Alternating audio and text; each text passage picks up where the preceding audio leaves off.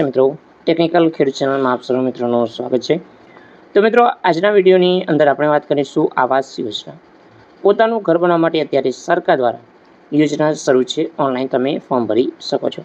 તો મહિલાઓને વધુ સહાય મળશે 1,49,000ની સહાય। હાલ જ અરજી કરો। રેશન કાર્ડ ધારકોને સૌથી મોટો લાભ। તો સંપૂર્ણ વિગતવાર માહિતી જાણીશું તો વિડીયો અંત સુધી જોતા રહેજો। જો તમે અમારી ચેનલ પર નવા છો તો ચેનલને સબસ્ક્રાઈબ જરૂર કરજો। તો ચલો મિત્રો આજનો વિડીયો શરૂ કરીએ। તો મિત્રો તમારે ઈ સમાજ કલ્યાણની ઓફિશિયલ વેબસાઇટ છે એના ઉપર આવી જવાનું છે। તો મિત્રો ઈ સમાજ કલ્યાણની ઓફિશિયલ વેબસાઇટ ઉપર ગુજરાત માટે અગત્યની યોજના ચાલુ છે ઘર બનાવવા માટે, પોતાનું ઘર બનાવવા માટે। તો મિત્રો આની અંદર તમને આ માહિતી જોઈ શકો છો જે તમને જોવા મળશે પંડિત દીનદયાળ આવાસ યોજના। તો આની અંદર સંપૂર્ણ માહિતી આપેલી છે। તો મિત્રો આ યોજના માટે તમારે કઈ રીતે ચેક કરવાનું હશે તો એના ઉપર જતાં પહેલાં આની અંદર તમારે જે 3 ડોટ અંતર્ગત છે એ તમારે ક્લિક કરવાનું છે। એ ક્લિક કરશો તમને આ પ્રકારે જોવા મળશે।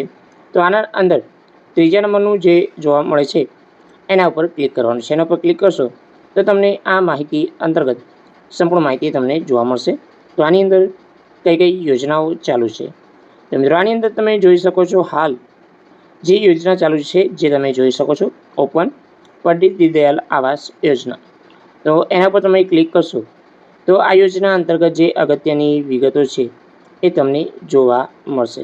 તો અટેચ ફાઇલ અંતર્ગત તમને આ માહિતી જોવા મળશે। તો મિત્રો આની અંદર તમે નીચે સ્ક્રોલ કરશો એના પર ક્લિક કર્યા પછી તો તમને અહીંયા જોવા મળશે પંડિત દીનદયાળ આવાસ યોજના। તો આની અંદર પાત્રતા છે જેમની આવક મર્યાદા 6 લાખ રાખેલી છે 6 લાખ સુધીની છે એમને લાભ મળશે। સહાયના ધોરણો કેટલું લાભ મળે છે તો સામાજિક અને શૈક્ષણિક પછાત વર્ગના જે લોકો છે જેટલે કે ઓબીસી છે, એસસી એસટી, ઘર વિહોણા છે તો એમને આ લાભ મળે છે।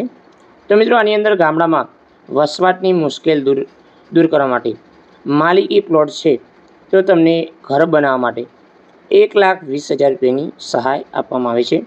તો મકાન બાંધકામ તમારે 2 વર્ષની અંદર પૂર્ણ કરવાનું છે। તો મિત્રો આની અંદર 1,49,000 કઈ રીતે મળે છે તો એ રીતે વાત કરીએ કે ઘર બનાવવા માટે સરકાર તમને 1,20,000ની સહાય આપે છે જ્યારે શૌચાલય બનાવવા માટે અલગથી 12,000 રૂપિયાની સહાય આપી છે। તો સાથે મિત્રો આની અંદર ગ્રામીણ રોજગાર યોજના અંતર્ગત તમને વધુમાં 17,000 રૂપિયાની સહાય મળે છે। એમ કહીને ટોટલ તમને 1,49,000ની સહાય સરકાર તમને ચૂકવશે। તો આની અંદર કયા કયા ડોક્યુમેન્ટ જોશે ડોક્યુમેન્ટની વાત કરીએ તો અરજદાર જાતિ પેટા જ્ઞાતિનો દાખલો જે લિવિંગ સર્ટિફિકેટ કે છે એ, આવકનો દાખલો, અરજદાર રહેઠાણનો પુરાવો, આધાર કાર્ડ, વીજળી, લાયસન્સ, ભાડા કરાર વગેરે હોય અથવા રેશન કાર્ડ છે તો કોઈ તમારે એક લઈ જવાનું છે। તો કોઈ ગરીબ આવાસ યોજના હેઠળ જમીન તૈયાર મકાન મળે હોય તો ફાળવણીના હુકમની એલોયમેન્ટ જે લેટર છે એ પ્રમાણે નકલ આપવાની છે। તો મિત્રો જમીન માલિક આધાર કાર્ડ દસ્તાવેજ આકારણી પત્રક વધે હોય એ અંતર્ગત તો અરજદાર મકાન સહાય મંજૂર કરવા માટે ગ્રામ પંચાયત તલાટી કમ મંત્રી, સિટી તલાટી કમ મંત્રી, સર્કલ ઇન્સ્પેક્ટર એનું પ્રમાણપત્ર, મકાન બાંધકામની રજા ચિઠ્ઠી પણ તમારે આપવાની છે। અને મિત્રો બીપીએલનો દાખલો એટલે કે રેશન કાર્ડ તમારે અવશ્ય જરૂરી છે।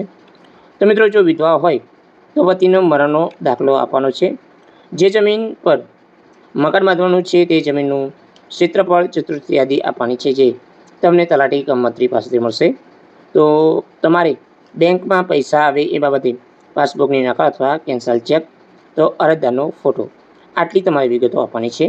તો મિત્રો પછી તમારે એ સમાજ કલ્યાણની વેબસાઇટ પર આવશો તો તમને ઓનલાઈન અરજી કરવા માટે સંપૂર્ણ વિગત તમને જોવા મળશે। તો મિત્રો હાલ જ અરજી કરો જે તમારે ઘર બનાવવા માટે તમારે અગત્યની યોજના છે। તો જય હિન્દ મિત્રો, વંદે માતરમ, જય ગરવી ગુજરાત।